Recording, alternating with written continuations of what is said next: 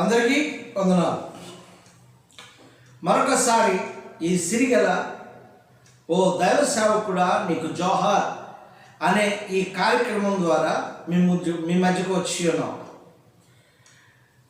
అలాగే ఈ కార్యక్రమానికి మిమ్మల్ని అందరినీ ప్రేమపూర్వకంగా ఆహ్వానిస్తున్నాం. ఈ కార్యక్రమము ఒక దర్శనముతో ప్రారంభించి ఉన్నాం.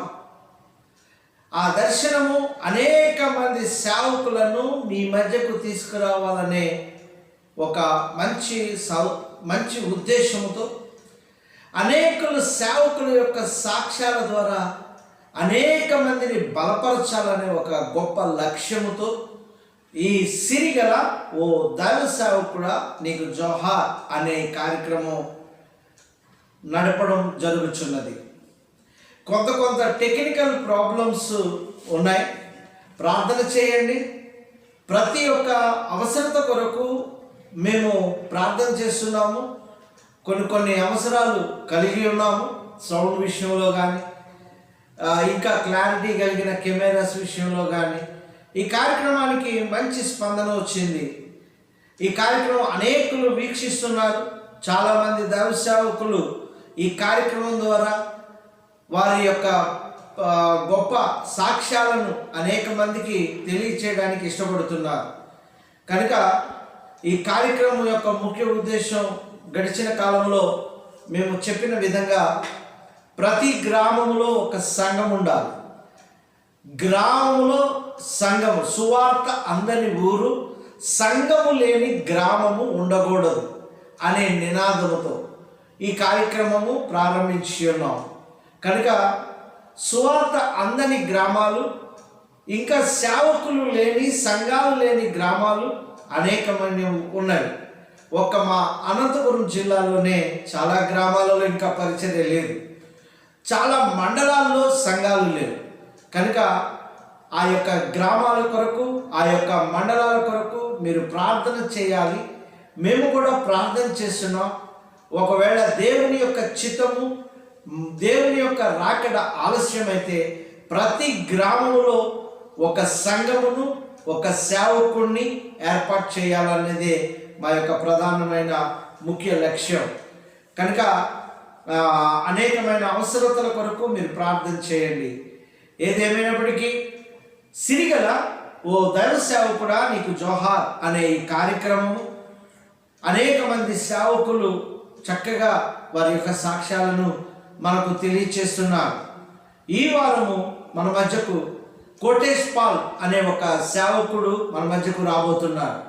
ఆ సేవకుడు చాలా దూర ప్రాంతం నుంచి, అతను పుట్టినది ఒక ప్రాంతం, పెరిగినది ఒక ప్రాంతం, దేవుని తెలుసుకున్నది ఒక ప్రాంతం, దేవునికి పరిచయం చేస్తుంది మరొక ప్రాంతం. ఆ ప్రాంతాలలో ఎంతో కఠినమైన పరిస్థితుల మధ్య నిలబడి దేవుని యొక్క నామ మహిమార్థంగా నిలవబడి వాడబడుతున్న గొప్ప దైవ సేవకులు. వారి యొక్క అనుభవపూర్వకమైన సాక్ష్యంలో ఒక గొప్ప ఘట్టం ఏమిటంటే, నీళ్లు దొరకని పరిస్థితుల్లో ఒక గుంటలో నీళ్లు వస్తూ ఉంటే తన బనీను తీసి ఆ గుంటలో నీళ్లు ఆ బనీనుతో ఎత్తి అవి ముంచుకొని తాగి చాలా కఠినమైన పరిస్థితుల్లో సేవ చేస్తూ నిలబడ్డాడు, పోరాడుతున్నాడు, విజయాన్ని సాధించడానికి సిద్ధపడుతున్నాడు. అపోస్తలుడైన పౌలు ఒక మంచి మాట చెప్తున్నాడు తన సేవ పరిచర్యలో తిమోతితో, మంచి పోరాటము పోరాడి తిని. ఈరోజు ప్రతి సేవకుడు ఆయన పల్లెల్లో ఉన్న, పట్టణాల్లో ఉన్న, నగరాల్లో ఉన్న ఒక మంచి పోరాటం అది. చాలామంది పోరాటం చేస్తున్నారు. అయితే కొంతమంది అనేక మంది చేత గుర్తింపును నొందుతున్నారు, కొంతమంది గుర్తింపు నొందలేకపోతున్నారు. కనుక అటువంటి వారిని మీ మధ్యకు తీసుకురావాలి. ఈరోజు కోటేష్ పాల్ గారి యొక్క అనుభవపూర్వకమైన సాక్ష్యమును మనం వీక్షిద్దాం. ఇంకా గొప్ప సేవకుడు మన మధ్యకు రావాలి. ప్రార్థన చేయండి. ఈ మాటల ద్వారా కార్యక్రమంలోనికి ముందుకు వెళుతున్నాం. మధురం మధురం మధురం మధురం యేసు ప్రభు సేవా. దేవుని సేవకుడు దేవునికి ప్రతినిధిగా ఉన్నవాడే నిజమైన దేవుని యొక్క సేవకుడు. కష్టం వచ్చినప్పుడు కృంగిపోకుండా, శ్రమలు సంభవించినప్పుడు చలించకుండా, దుఃఖము కలిగినప్పుడు నిరుత్సాహపడకుండా, అచంచలమైన భక్తిభావం గలవాడే నిజమైన దేవుని యొక్క సేవకుడు. అటువంటి ఎన్నో అనుభవాలతో ముందుకు విశ్వాస యాత్రలో పరుగెడుతున్న నిరంతర కృషి వలయుడు మా సన్నిహితుడు అయిన దైవజనుడు కోటేష్ పాల్ గారు అనంతపురం జిల్లా ముదిగుబ్బ మండలములోను మరియు అనంతపురం జిల్లా అనేక ప్రాంతాలలో పరిచర్య చేస్తూ దేవుని యొక్క రాజ్యమును స్థాపిస్తున్న దైవ సేవకుడు, దేవుని యొక్క సేవకుడు పాస్టర్ కోటేష్ పాల్ గారికి ఈ వారం సిరిగల ఓ దైవ సేవకుడా నీకు జోహార్ అనే కార్యక్రమం ఆత్మీయ అలింగనములతో స్వాగతం తెలుపుతూ కార్యక్రమంలోనికి వెళుతున్నాం. నా పేరు రుచిజేరా. ఈ మధ్యకాలంలో యూట్యూబ్లోను అనంతపురం జిల్లా లోకల్ ఛానల్లో సిరిగల ఓ దైవ సేవకుడా నీకు జోహార్ అనే కార్యక్రమం చేస్తున్నాం. ఈ వారం ఈ యొక్క సిరిగల ఓ దైవ సేవకుడా నీకు జోహార్ అనే కార్యక్రమానికి మీరు మీ పరిచర్య మా మధ్యకు తీసుకొచ్చినందుకు మీకు హృదయపూర్వకమైన వందనాలు. మీ పేరు సార్? నా పేరు కోటేష్ పాల్. కోటేష్ పాల్ అంటే కోటీశ్వరుడుగా మీరు ఉన్నారు. మా ప్రోగ్రామ్ కరెక్ట్ పేరు. మీ ఎక్కడ సార్ పరిచర్య? అనంతపురం జిల్లా ముదిగుబ్బ మండల హెడ్ క్వార్టర్లో మెయిన్ బ్రాంచ్ ఉంది. ఈ యొక్క మండలం పరిధిలో ఒక 4 విలేజెస్లో అవుట్ చేసేసి నడిపిస్తుంది. అంటే ముదిగుబ్బ ఏరియాలో విలేజెస్ పరిచర్య కూడా, అంటే మండల హెడ్ క్వార్టర్లో విలేజెస్లో కూడా పరిచర్య. అవును. మీ సొంతం సార్ ముదిగుబ్బ? ప్రకాశం జిల్లా అండి. ప్రకాశం జిల్లా అద్దంకి కాన్స్టిట్యూషన్లో తల్లిపూర్వ మండలం కొప్పరపాలెం అనే విలేజ్.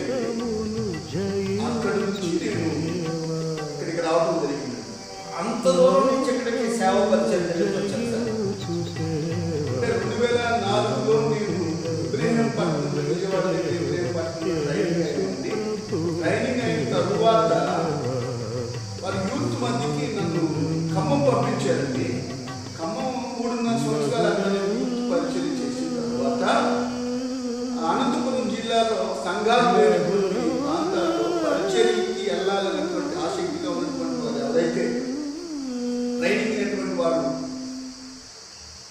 ఆసక్తిగా ఉంటారో అక్కడికి వెళ్ళాలి. కాబట్టి ఎవరైనా వెళ్ళగలిగినటువంటి వారు ఉంటే ఎలాంటి సపోర్ట్ ఉండదు. ఇది సంఘాలు లేనటువంటి గ్రామాల్లోకి వెళ్ళి సంఘాలు ఎస్టాబ్లిష్మెంట్ చేయాలని ఆసక్తి ఉంటే మేము కొన్ని ప్రాంతాలను సెలెక్ట్ చేస్తాము. చూసాము, సర్వే చేసాము. అక్కడికి వెళ్ళగలిగినటువంటి వారు, పరిచర్య భారం కలిగినటువంటి వారు వెళ్ళగలిగితే ఫలానా స్థలంలో మీరు వెళ్ళండి అని చెప్పి మాకు చెప్పడం జరిగింది. అప్పుడు పరిచర్య నిమిత్తమే మనము ట్రైనింగ్ తీసుకున్నాం. అందుకని ఒక దేవుడు ఇచ్చినటువంటి ఒక ధైర్యాన్ని ఏంటంటే ఎక్కడికి వెళ్ళినా దేవుడి పని చేయాలి. నేను సంఘాలు లేనటువంటి గ్రామాల్లో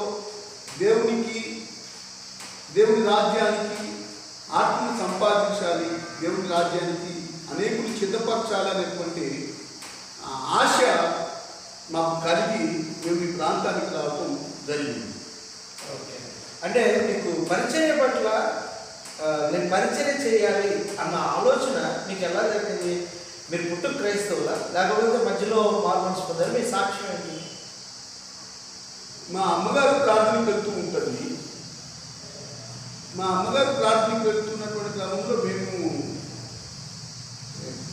పెద్దగా దేవుని యందు ఆధారపడినటువంటి పరిస్థితి కాదు. అయితే 2004లో మా చిన్నాయన గారి కుమారుడు చనిపోవడం జరిగింది. అప్పుడు ఆయన ఏకైక కుమారుడు. ఆ సమయంలో జ్ఞాపకార్థ కూడికను పెట్టడానికి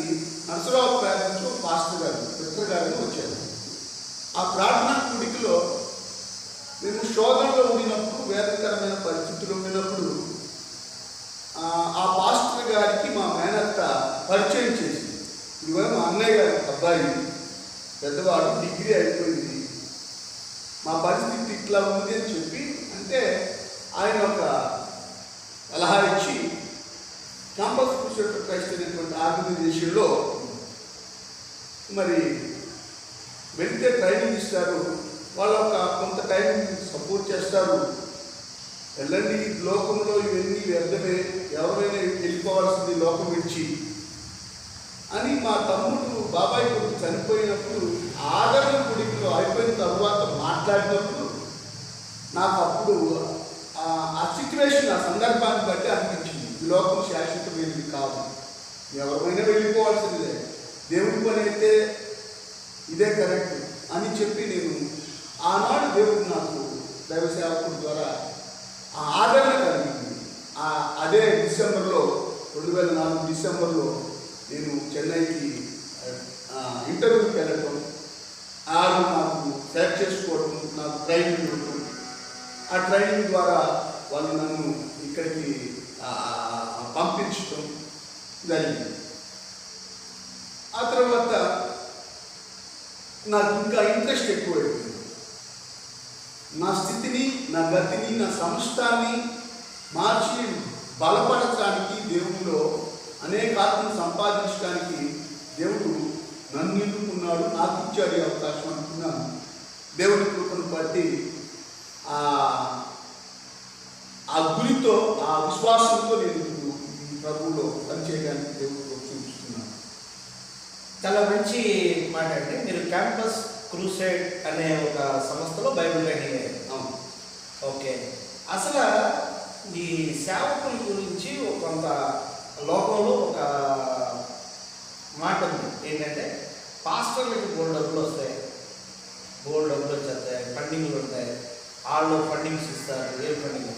మీకు పరిచర్యలోకి వచ్చిన తర్వాత ఫండింగ్ గురించి లేకపోతే ఆస్తుల గురించి మీరు పరిచర్యలోకి వచ్చారా, దేవుని యొక్క ఆత్మ కొరకు పరిచర్యలోకి వచ్చారా? వాస్తవాన్ని చెప్తున్నాను సార్. ఆ రోజు నా కష్టకాలంలో నేను ఫండింగ్ని చూడలేదు, ఆస్తిని చూడలేదు, లగ్జరీని కూడా చూడలేదండి. ఆ రోజు ఆ కష్టకాలంలో నాకు ఏమి ఉండినా, ఎన్ని ఉండినా దేవుడి కృప లేకపోతే వ్యర్థం కదా. ఈరోజు నా తమ్ముడిని కోల్పోయాడు, యవన స్థితిలో ఉన్నాడు.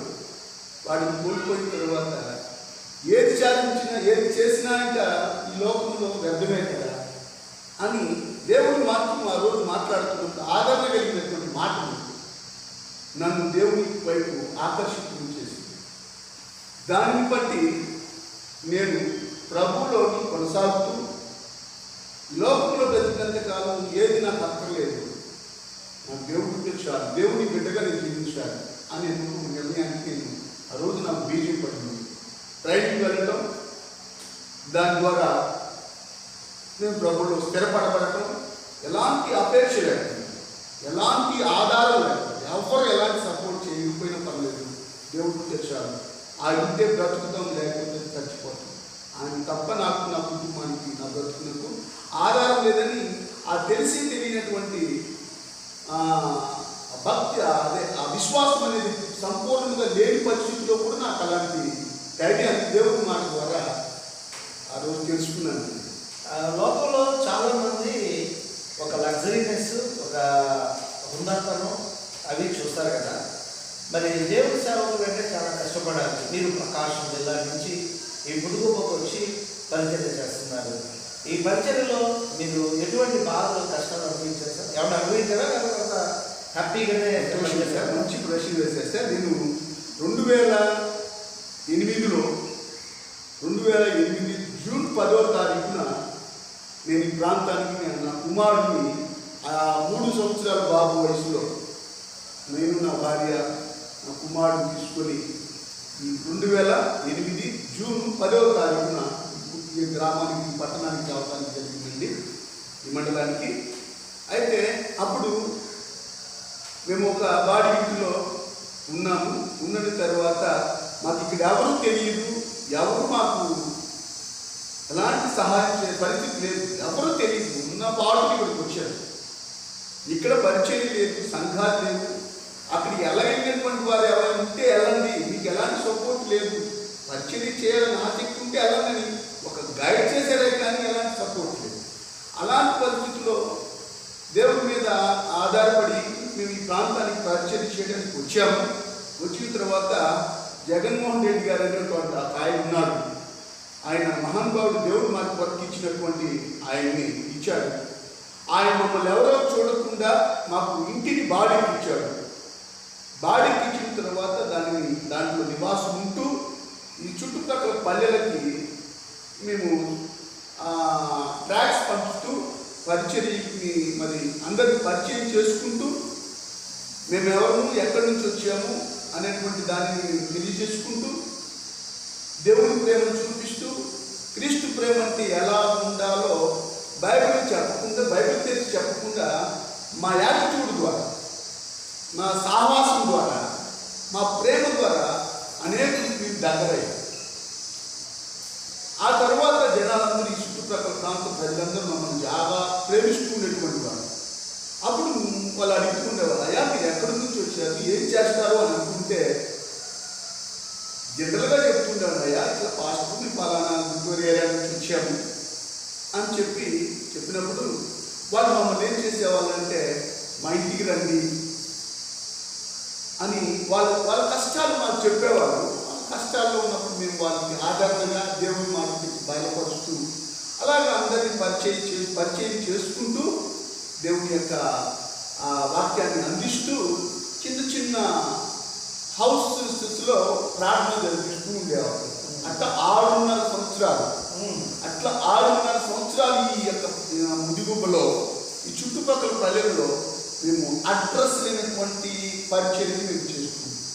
మేము వచ్చిన ఆ దినాలలో మంచినీళ్ళు దొరికేది కాదు.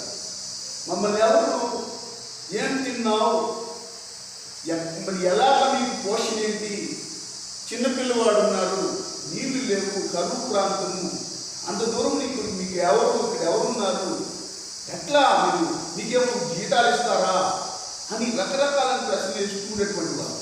అలాంటి పరిస్థితుల్లో మాకు ఏం లేదయ్యా, ఏదో దేవుడు మా జీవితంలో జరిగినటువంటి సంఘటనలు బట్టి మా వ్యక్తిగతంగా ప్రభు తప్ప ఈ లోకంలో మాకు ఆదరణ లేదని తెలుసుకొని ప్రభు ప్రేమను చూపించడానికి మేము ఈ ప్రాంతానికి వచ్చాము. కానీ ఎలాంటి సపోర్ట్ కానీ ఎవరు సహాయం లేదండి.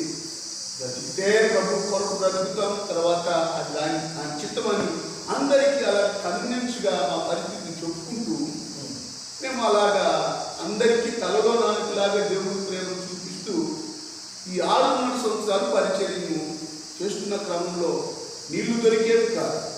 సంపూర్ణంగా నా బిడ్డకు ఆహారం పెట్టుకునే పరిస్థితి లేదు. ఎవరి దగ్గరికి వెళ్ళినా ఒకవేళ మేము బాధల్లో ఉంటే, మేము బాధల్లో ఉన్నాం మాకేదైనా హెల్ప్ చేయండి అని ఎవరి దగ్గరికన్నా వెళ్ళి నేను చేయి దాల్చి అడిగానంటే నీ దేవుడు నీకే గతి లేని స్థితిలో నిన్ను పెడితే నాకేం చేస్తాడయ్యా అని నన్ను సమాజం ప్రశ్న చేస్తుందని నేను తిన్నానో ఉన్నామో త్రాగేమో దేవుడు తప్ప మేము ఎవరికి చెప్పుకునేటువంటి పరిస్థితులు. 6.5 సంవత్సరాలు నీళ్లు లేని పరిస్థితులు అయితే బన్నీ క్లాత్ని, నా బన్నీని, ఉతికిన బన్నీని 2 మడతలు వేసి ఆ నీళ్లు లేక అడుగు బిందెలో ఉన్నటువంటి నీటిని పోసుకొని పిండుకొని వాటిని కాగబెట్టుకోకుండా వేడి చేసుకోకుండా వాటిని తాగి మా యొక్క జీవనాన్ని కొనసాగించుకునేటువంటి వారు. అలాగే భోజనమైన పెట్టే వాళ్ళేమో కానీ అడిగితే నీళ్లు మాత్రం గుక్కడి నీళ్ళు ఇచ్చేటువంటి వారు కాదు.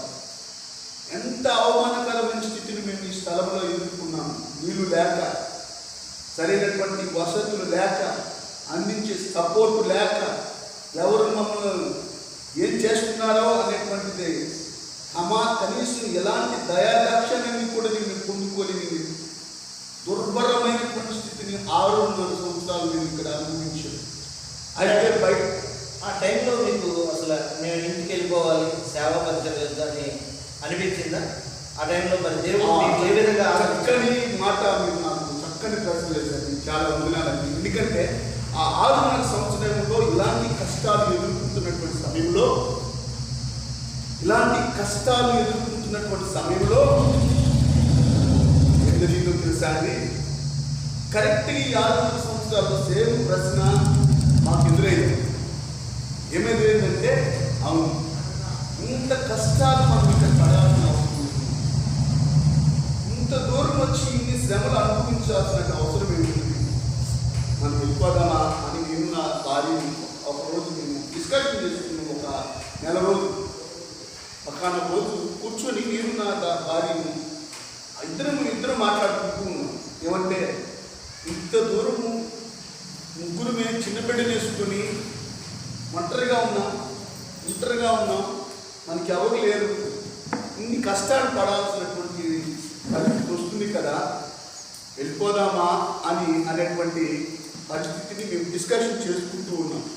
అలాంటి డిస్కషన్ చేసుకుంటున్నటువంటి సమయంలో అలాంటి ఆలోచన మాకు కలిగినప్పుడు మరలా మమ్మల్ని మేమే ఇంకొక విషయాన్ని మేము ఆలోచించాము.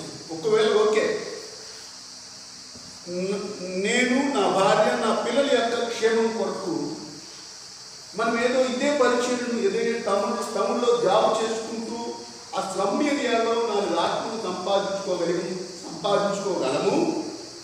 సంపాదించుకోగలము, మనం పోషించుకోగలము, మనం బ్రతకగలము. కానీ ఈ 600 సంవత్సరాల కాలంలో దేవుడు ఈ పల్లెల్లో మన ద్వారా దేవుడు కొన్ని ఆత్మలను ప్రభువులో నడిపిస్తున్నాడు కదా. యేసు ప్రభు అంటే ఏంటో తెలియనటువంటి కొన్ని ఆత్మలు దేవుడు మనకి ఇచ్చాడు కదా. మనం ఇప్పుడు ఇక్కడ నుంచి మన యొక్క క్షేమం కొరకు, మన బిడ్డల యొక్క, మన కుటుంబం యొక్క క్షేమం కొరకు మనం వెళ్ళిపోయామనుకో, మనం స్వార్థపరం అవుతాం కదా ప్రభు దృష్టిలో అనేటువంటి ఆ మాట మా దేవుడు బయటపరిచాడు. ఆ మాట మమ్మల్ని ఇక్కడ నుండి వెళ్ళనీయకుండా మమ్మల్ని నిలబెట్టింది. ఆ మాట ద్వారా దేవుడు పనిలో ఇచ్చారు. ఏది ఏమైనా నిర్ణయించుకొని 600 సంవత్సరాలు అలాగా ఉండటం జరిగింది. అంటే ఈ బాధలు, ఈ కష్టాలు, అంటే ఈ పరిస్థితి అనంతపురం జిల్లాలో సరైన క్రైస్తవ్యానికి సరైన ఆదరణ లేక మీరు అనుభవించినట్టుగా నాకు అనిపిస్తుంది. క్రైస్తవ్యానికి ఆదరణ లేదని నేను చెప్పట్లేదండి. నేను వచ్చినటువంటి క్రొత్తలో నేను నా వ్యక్తిగతంగా ఎదుర్కొన్నటువంటి సమస్య, క్రైస్తత్వానికి ఆదరణ లేదనేటువంటి మాట నేను అనట్లేదు. నేను ఎదుర్కొన్నటువంటి పరిస్థితిలో ఉన్నాను. అలాంటి పరిస్థితిలో నేను ఉండినప్పుడు వెళ్ళిపోదామనుకున్నటువంటి సమయంలో 4 ఆత్మలను దేవుడు ఇప్పుడే ఇస్తూ ఉన్నాడు కదా. ఈ ఆత్మలను మనము వెళ్ళిపోతే వాళ్ళు ఫాలో అప్ చేసేవాళ్ళు ఎవరు ఉంటారు అనేటువంటి భయం మాకు కలిగి ఉందాము అని, ఏదైనా కానీ దేవుడే ఉన్నాడని మేము నిలబడిపోవడం. దేవుడే మీకు ఆత్మధైర్యాన్ని ఇచ్చి దేవుడు ఈ స్థలంలో నిలబెట్టాడు. ఓకే, మరి ఇంతమందిలో కట్టుకోవడానికి మీకు ఎలాగా? అది సంతోషం, మంచి, అది ముఖ్యమైనటువంటి మాట ఇది ప్రశ్న. ఎందుకంటే దేవుడు మేము ఎప్పుడైతే ఇక్కడ నుంచి వెళ్ళిపోదామని అటువంటి ఆలోచన నాకు ఎప్పుడైతే వచ్చిందో, వెళ్ళిపోదామనుకున్నటువంటి ఆలోచన ఎప్పుడైతే వచ్చిన మరుక్షణం మరలా రెండవ ఆలోచన 4 ఆత్మలు దేవుడు ఇప్పుడే ఇస్తూ ఉన్నటువంటి క్రమంలో మనం వెళ్ళిపోతే మనం స్వార్థపరం అవుతామనేటువంటి ఆ ఆలోచన కూడా మనకి ఎప్పుడైతే వచ్చిందో, ఉందాం అనుకున్నాం కదా, ఇక్కడే ఉందాం, పరిచయం చేద్దాం అనుకున్నాం కదా అని ఎప్పుడైతే అనుకున్న తర్వాత కొన్ని రోజులకి మేము ఉండేటువంటి కరెంట్ ఆఫీస్ దగ్గర ఒక గ్రౌండ్ ఉంది. ఆ గ్రౌండ్లో ప్రతిరోజు బ్యాడ్మింటన్ ఆడుతూ ఉంటాను. నేను స్పోర్ట్స్ నాకు బాగా ఇష్టం. స్పోర్ట్స్ నేను కబడ్డీ కానీ, బ్యాడ్మింటన్ కానీ, నేను స్కూల్ దగ్గర నుంచి కాలేజీ వరకు నేను మంచి స్పోర్ట్స్ ఆడాను. స్పిరిట్ నాకు ఉన్నాయి, సర్టిఫికెట్స్ నాకు చాలా ఉన్నాయి. ఆ స్పిరిట్ తోటి నేను ఆడుతున్నటువంటి దగ్గరికి నేను ఒక రోజు వెళ్ళినప్పుడు అక్కడ ఆంధ్ర బ్యాంకులో క్లబ్గా చేస్తారు, క్యాషియర్గా చేస్తారు, భాషా గారు. ఆయన నన్ను మాట్లాడించాడు, నేను మాట్లాడలేదు, ఆయనే మాట్లాడించాడు. ఏమన్నానంటే, ఏం చేస్తారండి, రండి ఆడతారా మీరు అన్నాడు. సరే, ఎప్పుడు చిన్నప్పుడు ఆడేమండి అన్నాడు. మేము అందరం చిన్నప్పుడు ఆడిన వాళ్ళమేనండి అన్నాడు. అని ఆయన నాకు ఒక బ్యాట్ ఇప్పించాడు వేరే వాళ్ళ దగ్గర. మేము ఆ రోజు ఆట ఆడటం, అట్లా నేను బ్యాట్ కొనుక్కొచ్చుకోవటం అట్లా ఒక 2-3 నెలలు వాటితో నేను అక్కడికి ఉదయం సాయంత్రం ఆ స్పోర్ట్స్కి వెళ్ళి ఆడటం జరుగుతుంది. ఆ క్రమంలో ఈ 2-3 నెలలలో ఆయన నన్ను గమనించింది ఏంటంటే నా టాకింగ్ ఆఫ్ వే, నా బిహేవియర్, నా ఒబిడియంట్, అవన్నీ అంతగా ఆయన అబ్జర్వేషన్ చేసాడని నాకు తెలియదు. ఆయన ఏం చేశాడంటే ఆయన ఇలాగ నన్ను గమనించి నన్ను ప్రత్యేకంగా ప్రేమించేవాడు. భాష గారు ఆయన ముసల్మా, ఆయన నన్ను బాగా ప్రేమించాడు, నన్ను బాగా ఇష్టపడతాడు. అక్కడ అందరిలో బాగా ప్రేమించాడు. చాలా మంచివాడు, విదేశీ వెళ్ళినటువంటి వాడు, మంచి ఒబిడియంట్గా ఉన్నాడు అనేటువంటి ఆయన నన్ను ప్రేమించడం నాకు ఒక గౌరవంగా చూసేటువంటి వాడు. అందరూ అక్కడ ఉన్నటువంటి వారందరూ ఆయన బట్టి ఆంధ్ర బ్యాంకులో అకౌంట్స్ ఓపెన్ చేస్తాం. అప్పుడే కొత్తగా పెట్టారు బ్యాంక్. అకౌంట్స్ ఓపెన్ చేయడం నేను కూడా ఒక రోజు కొత్తగా పెట్టాను కదా అని ఓపెన్ చేద్దామని ఆయన దగ్గరికి వెళ్తాం. 1-2 సార్లు వెళ్ళాను ఆయన కోసం. 3వసారి కూడా ఆయన్ని కలవడానికి నేను వెళ్ళాను. అప్పుడు ఎక్కడున్నాడంటే ఈయన సీట్లో నుంచి లేచి ఈయన కూర్చునే స్థలంలో నుంచి నేను వెళ్ళేదైతే ఆయన స్థలంలో ఆయన లేడు, ఇంకో సీట్ దగ్గర ఉన్నాడు. అది ఎవరంటే జోసెఫ్ సుధాకర్ గారని ఆ బ్యాంకులో సబ్ మేనేజర్. ఆయన దగ్గరికి వెళ్ళాను. ఆయన గారితో మాట్లాడుతున్నాను. నేను జోసెఫ్ సుధాకర్ గారి దగ్గర ఆయన ఒక క్రిస్టియన్ మేనేజర్ గారు ఉన్నారు కూడా నాకు తెలియదు. నేను మామూలు భాషా గారి దగ్గరికి వెళ్ళినప్పుడు భాషా గారు జోసెఫ్ సుధాకర్ గారి దగ్గర ఆయన ఒప్పుకున్నప్పుడు నేను ఆయన కోసం వెళ్ళాను. భాషా గారు నమస్కారం సార్ అని చెప్పాను. అంటే ఆయన ఏం చేశాడంటే నాకు నమస్కారం చెప్పి జోసెఫ్ సుధాకర్ గారితో నా గురించి అంతా ఆయన ఎక్స్ప్లెయిన్ చేస్తాను. సార్ పాస్టర్ గారు #1 సార్ అది ఆయన నా ఉద్దేశం, ఆయన మనసులో ఏదైతే ఉందో అవన్నీ ఆయనకి నా ముందే చెప్తూ ఉన్నాడు. సుధాకర్ గారు మహానుభావుడు, ఆయన మేనేజర్ గారు అంటే గొప్ప పెద్ద ఆయన మేనేజర్ స్థానంలో ఉండి దేశంలో పడి ప్రజలాడు. మేనేజర్ స్థానంలో ఉండి ఎప్పుడైతే భాషగా ఆయన నా గురించి చెప్తూ ఉన్నాడో నేను నా గురించి చెప్తున్నటువంటి ప్రతి మాట ఆయన తీసుకొని మేనేజర్ స్థానంలో దేశంలో పడి ఉన్నాను. చాలా గర్వపడ్డాను. ప్రభువా, ఈయనగా ఒక అన్ని చెప్తూ ఉంటే, ఒక ముసల్మాన్ చెప్తుంటే ఆయన రెస్పాండ్ అయ్యి నిలబడటం, నన్ను ప్రేమించడం ఆ రోజు చూశాను. అంటే ఎక్కడ సరే లోపలికి రండి చెప్పి ఆయన గ్యాలరీలో ఇచ్చి నా డీటెయిల్స్ అని చెప్పారు. ఎక్కడి నుంచి వచ్చారు ఏంటంటే ఆ రోజు కలిసి కాఫీ తాగి కలిసాం. 10 నిమిషాలతో గడిపాం, కాఫీ తాగి అంటే జోసెఫ్ సుధాకర్ గారిని మళ్ళీ నేను కలవలేదు. ప్రతిరోజు వచ్చేసి బ్యాడ్మింటన్ ఆడుకుంటాం వ్యవసాయం. 15 డేస్ తర్వాత భాషా గారే నేను స్కూల్కి బాబుని స్కూల్ దగ్గరికి తీసుకుని వస్తూ ఉంటుంటే భాషా గారు బ్యాంకు నుంచి వస్తూ ఎక్కడికి వెళ్ళారు సార్, 15 రోజుల నుంచి మిమ్మల్ని సార్ అడుగుతున్నాడు, ఒకసారి బ్యాంకుకి రండి సార్ అన్నాడు. సార్ నాకేం తెలియదు కదా సార్ అని చెప్పి నేను 3 గంటలకు అట్లా వస్తాను సార్ అని చెప్పి బ్యాంకులోకి వెళ్ళిపోయిన తర్వాత సార్ నన్ను ప్రేమగా ఆహ్వానించి జోసెఫ్ సుధాకర్ గారు మేనేజర్ గారు ఆహ్వానించి, సార్ ఎక్కడ మీరు పరిచయం చేస్తూ ఉన్నారు ఎక్కడ అంటే, సార్ నాకు ఎక్కడ స్థలం లేదు సార్, ఒక పాడుపడినటువంటి